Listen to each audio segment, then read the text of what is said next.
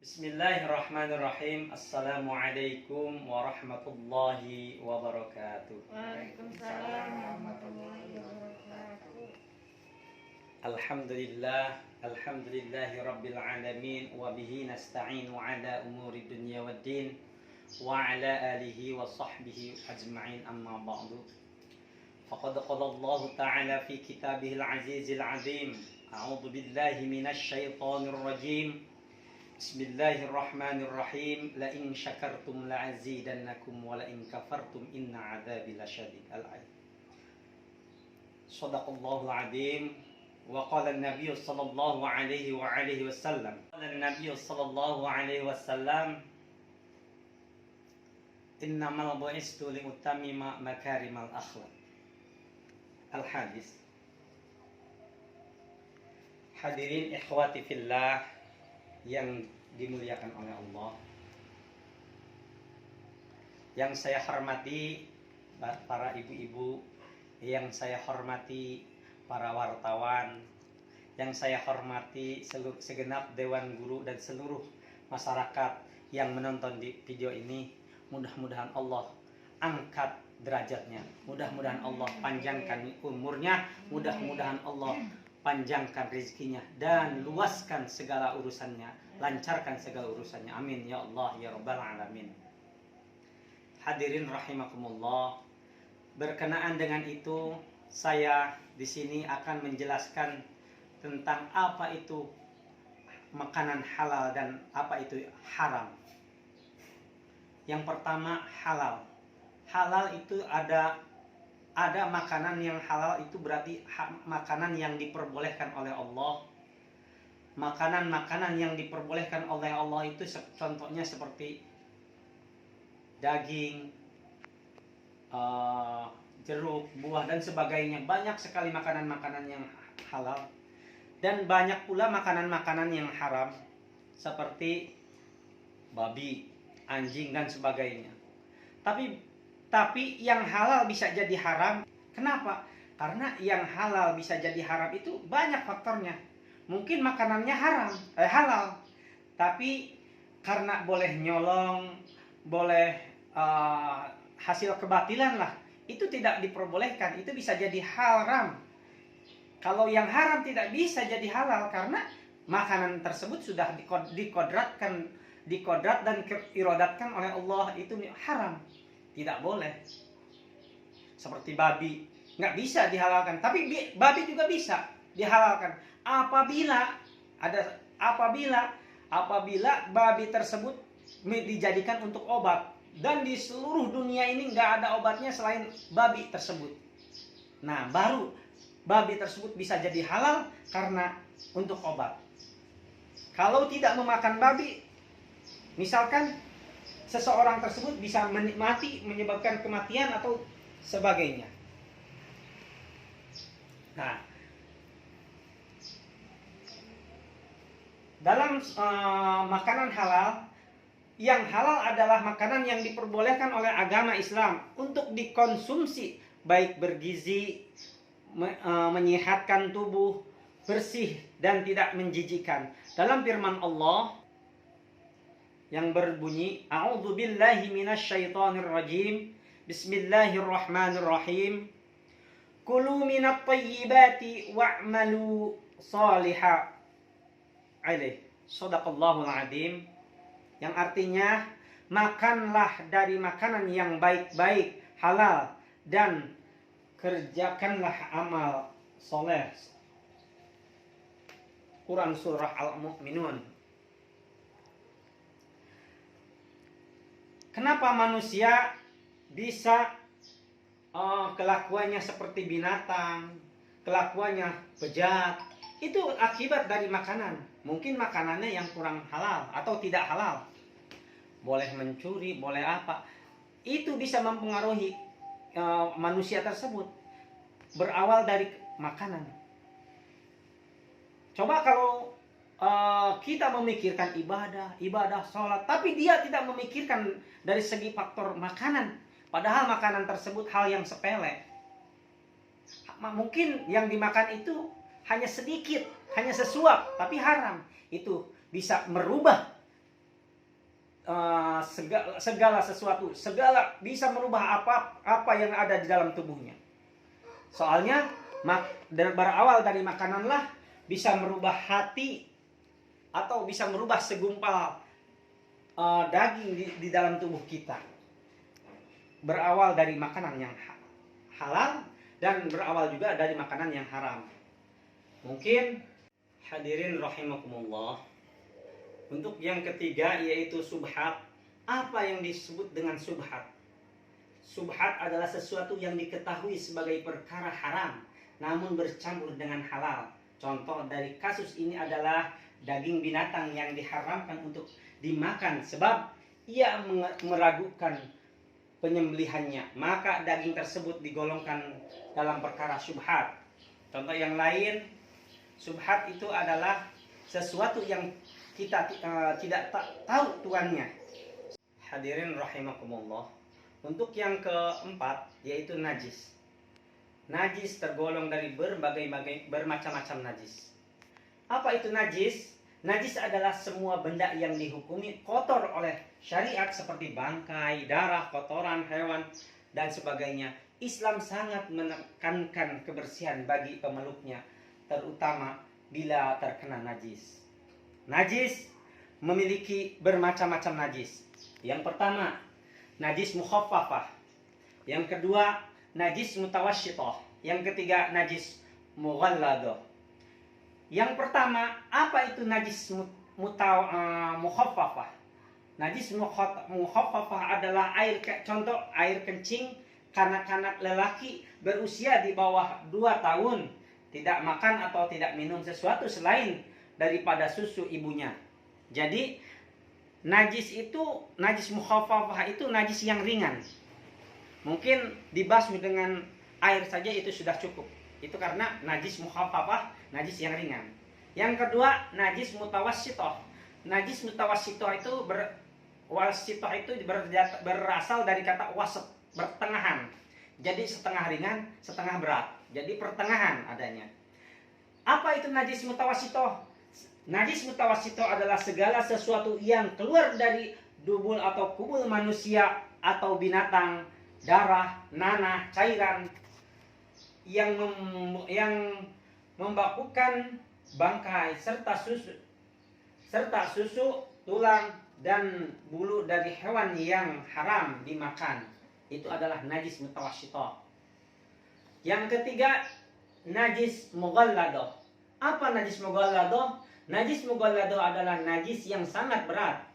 Berarti najis mughalladah itu tidak ada toleransi atau cara membasuh atau menyucikannya juga harus ekstra.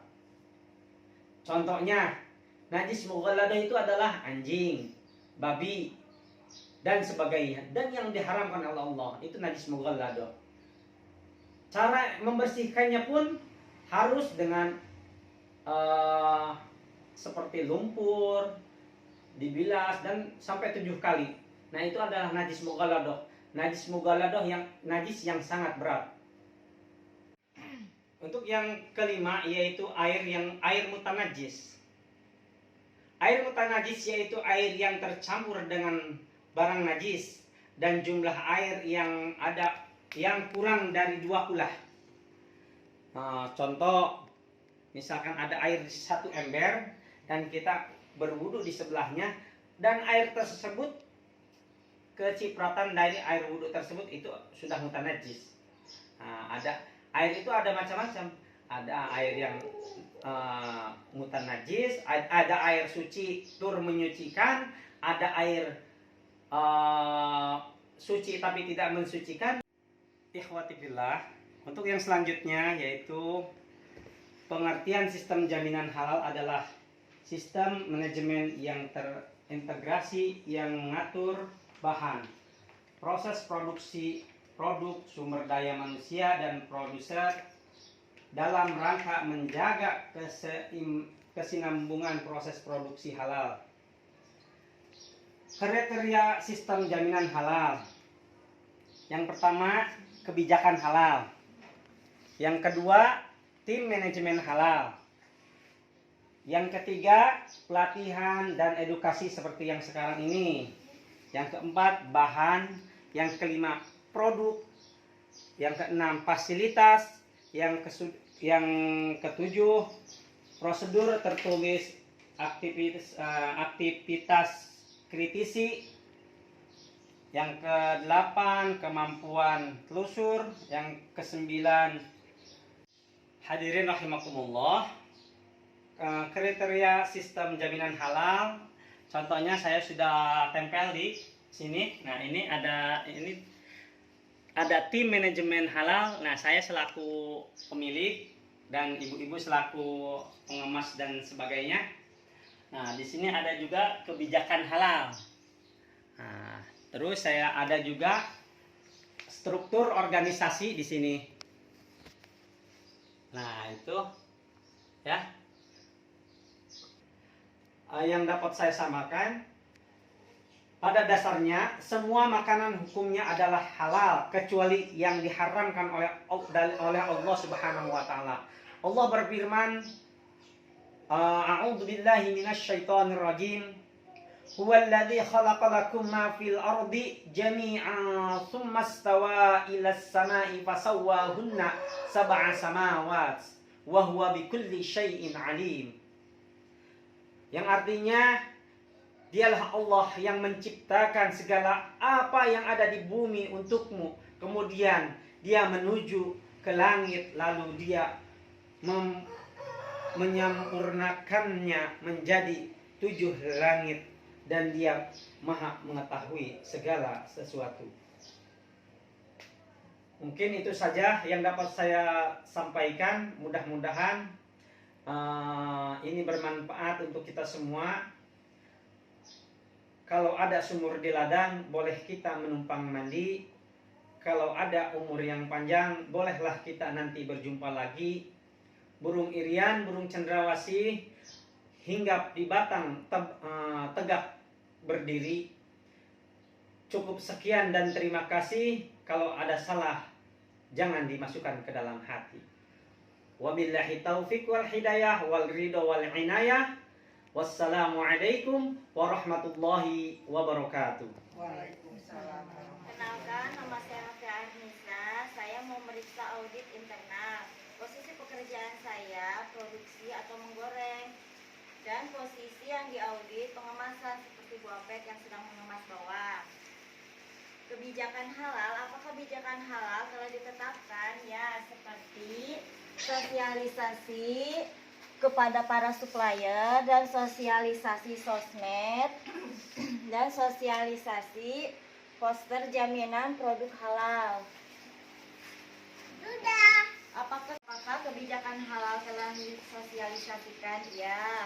Apakah ada bukti sosialisasi kebijakan halal? Ya. Tugas dan tanggung jawab, apakah tempat dan lokasi usaha dan karyawan sesuai dengan syarat-syarat proses produk halal? Ya, seperti yang diterapkan kebersihan pribadi, seperti memakai masker, pakai sarung tangan.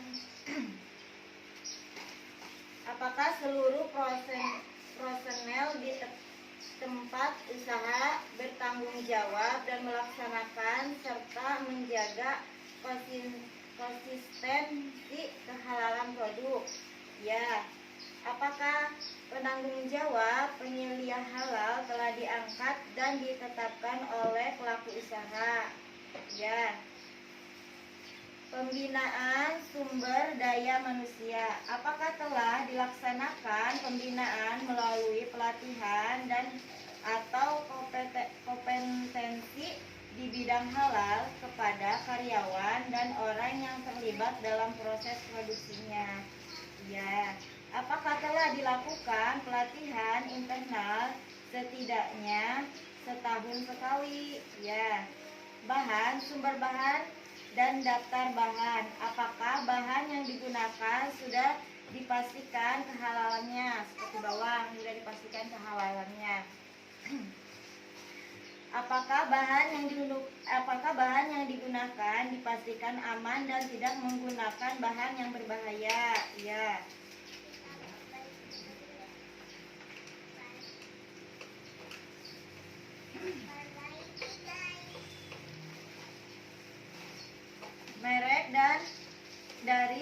lisensi yang memiliki sertifikat halal? Ya. Apakah telah menyusun daftar bahan halal? Ya. Apakah tersedia catatan pembelian bahan? Ya. Apakah label bahan pada setiap pembelian atau penerimaan bahan telah diperiksa? Ya. Apakah telah dibuat resep produk yang akan menjadi acuan atau rujukan dalam menghasilkan produk? Ya. Apakah telah dilakukan pemantauan dan peliharaan dokumen pendukung bahan mencakup masa perilaku dan validitas? Ya. Proses produk halal, apakah pelaku usaha telah menjaga lokasi usaha, tempat produksi, dan alat yang digunakan untuk produksi lebih higienis dan tidak dikontaminasi dengan bahan najis atau bahan yang diharamkan? Ya. Apakah pelaku usaha telah menjaga semua fasilitas produksi dan peralatan dalam keadaan bersih, bebas dari najis sebelum dan sesudah digunakan? Ya. Apakah pelaku usaha telah menjaga ruang produksi tidak terkontaminasi dengan bahan najis atau bahan yang diharamkan? Ya. Apakah pelaku usaha telah melakukan pencucian pada fasilitas produksi yang digunakan secara bersamaan antara produk yang disertifikasi halal dengan produk yang tidak diajukan sertifikasi halalnya sesuai syariat Islam? Ya. Apakah produk yang dihasilkan adalah produk yang mendapatkan sertifikasi halal dari BPJPH? Ya. Apakah produk yang dihasilkan adalah produk yang aman, sehat, dan halal untuk dikonsumsi? Ya. Apakah proses pengemasan produk dilakukan dengan memperhatikan menggunakan yang bersih dan bebas najis? Ya. Apakah mencantumkan label halal hanya untuk kemasan produk yang disertifikasi halal? Ya. Apakah setiap ada produk baru retail eceran dengan merek yang sama untuk disertifikasi halal sebelum dipasarkan telah didaftarkan? Ya. Apakah telah dipastikan produk halal tidak menggunakan nama yang mengarah pada sesuatu yang diharamkan atau ibadah yang tidak sesuai dengan syariat Islam? Ya. Pemantauan dan evaluasi, apakah telah dilakukan audit internal untuk memantau penerapan SJVH? Ya. Apakah pelaku usaha memiliki dan memelihara bukti melaksanaan audit internal? Ya. Jika dalam audit internal ditemukan ketidaksesuaian pelaksanaan SJPH, apakah telah dilakukan tindakan perbaikan? Ya. Apakah pelaku usaha melaporkan hasil audit internal kepada BPJPH? Sekian, terima kasih. Assalamualaikum warahmatullahi wabarakatuh. Assalamualaikum warahmatullahi wabarakatuh. Perkenalkan, nama saya Ibu Lis Permanasari. Posisi pekerjaan saya adalah di bagian pengemasan. Posisi yang akan saya audit adalah di bagian produksi atau di bagian menggoreng. Menggoreng menggunakan minyak yang sudah bersertifikasi halal. Ini saya menggoreng bawang ya. Tuh, bawang goreng nyon-nyon.